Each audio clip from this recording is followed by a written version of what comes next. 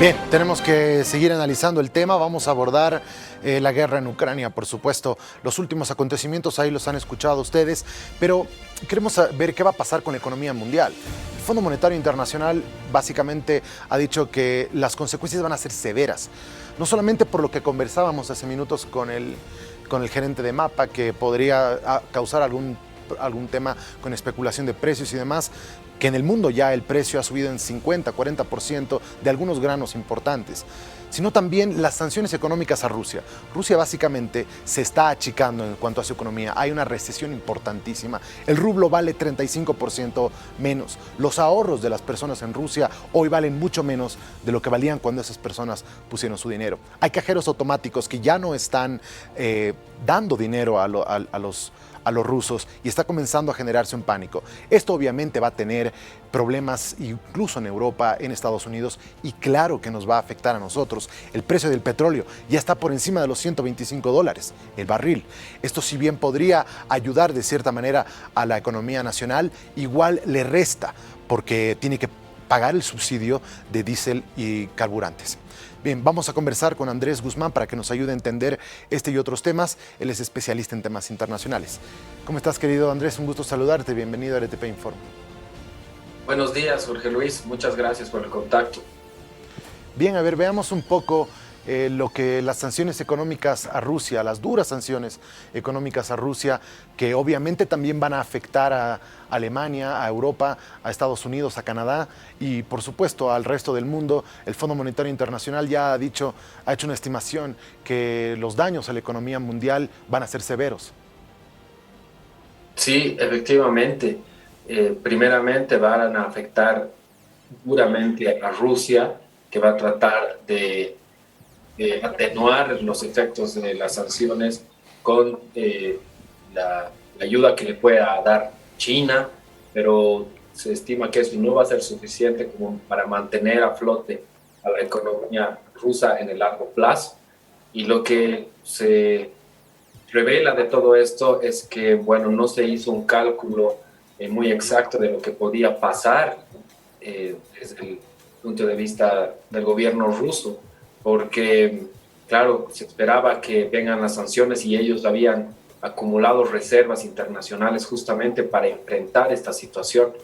Pero han sido tan severas las sanciones, tan drásticas y tan unificadas desde el punto de vista, o desde lo que ha sido la OTAN y la Unión Europea, que Rusia ahora está realmente, y Europa pierde bastante porque aumentan los precios de los carburantes y porque además es ahora sumamente complicado conseguir estos hidrocarburos, gas y petróleo, porque obviamente están a mayores precios. Efectivamente. Ahora también seguramente las exportaciones e importaciones nacionales van a encarecerse. La gasolina ayer ha llegado a un nivel máximo en Estados Unidos, muy cercano a lo que llegó en 2008, y hay una preocupación por la alta inflación justamente a raíz del precio de estos carburantes. Esto seguramente también las exportaciones, porque obviamente toda la carga boliviana que se exporta desde Chile va a hacer que sus precios indefectiblemente tengan que subir, al igual que las importaciones, algo de lo que vive enormemente el país. Las importaciones también van a subir un precio, lo cual seguramente va a generar alguna inflación acá en el país. Así es, para Bolivia en realidad va a ser también duro porque en términos monetarios es más lo que importamos de lo que exportamos en hidrocarburos. Entonces, y teniendo en cuenta lo que decías, ¿no? La subvención que hay para la venta de gasolina y diésel, obviamente es un costo altísimo para el Estado que se va a ir incrementando.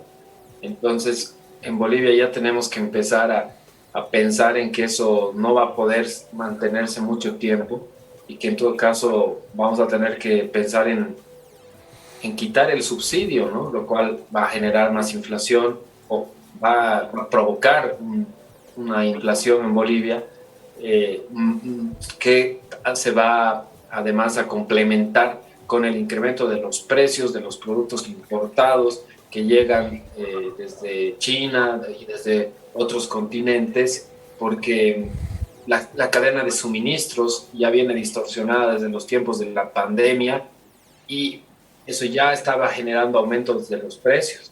Con estos conflictos va a ser aún peor, ¿no? Esa, la cosa se agrava. Y en el caso de los precios del petróleo y del gas, también venían ya en aumento antes de que se inicie la guerra, eh, porque no se habían hecho inversiones en la exploración y la producción de petróleo, con la idea ya de pasar a las energías limpias.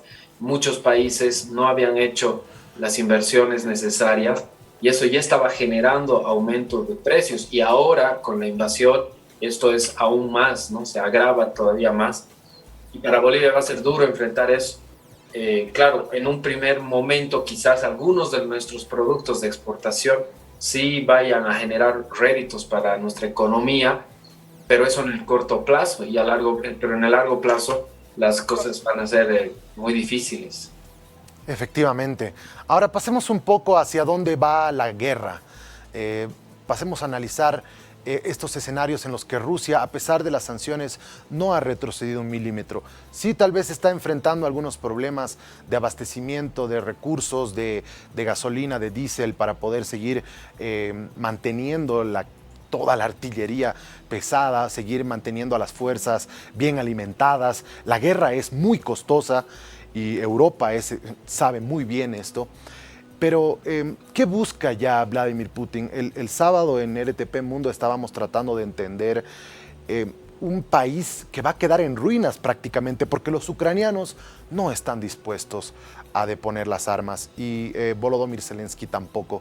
Han logrado mantenerse férreamente en una defensa dura de ciertos territorios estratégicos, y hasta ahora, por ejemplo, Mariupol no puede ser tomada por Rusia. La única es Gerson, que ha tomado, pero Kharkiv, ciudades importantes como Kiev y demás no han sido tomadas aún, y le está costando mucho al ejército ruso poder tomar estas ciudades claves. El próximo punto se espera que sea Odessa, pero ¿qué va a quedar de Ucrania cuando verdaderamente Rusia se canse de seguir manteniendo estos bombardeos aleatorios y no verdaderamente utilizar toda su fuerza? El momento que eso pase, ya se canse de seguir esperando, podría ser catastrófico y este país podría quedar en ruinas. ¿De qué le sirve a Rusia tener un país en ruinas que hay que reconstruir, que cuesta años, que cuesta un montón de recursos reconstruir una nación bombardeada?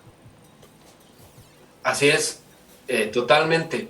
Realmente no hay un futuro muy eh, claro respecto a lo que va a pasar en Ucrania, porque como bien dices, hay mucha gente que está dispuesta a morir en defensa de su país, y Rusia no pareciera que no habría calculado todo esto, ¿no? Que no pensaba que esto iba a ser así.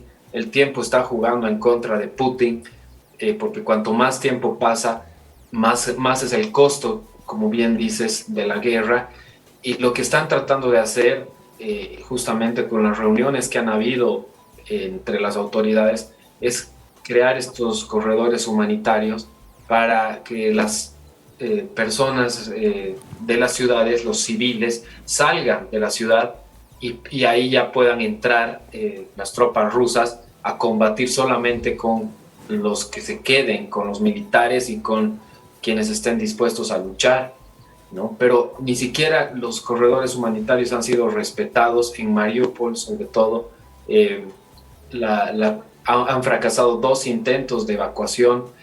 Ya a pesar de los acuerdos, hoy se reúnen nuevamente los gobiernos de Ucrania y de Rusia para tratar de nuevamente consolidar este propósito, ¿no? De sacar a la gente, a los civiles de las ciudades, pero está la dificultad y la logística que se necesita. Se necesita obviamente buses y vehículos que puedan a ayudar a que esto sea una realidad y hasta ahora no se puede lograr, ¿no? Ahí tenemos en las imágenes justamente ese momento en el que se está tratando de sacar a la gente de Mariupol, pero por los riesgos que hay, ¿no? De encontrarse con la infantería rusa en el camino,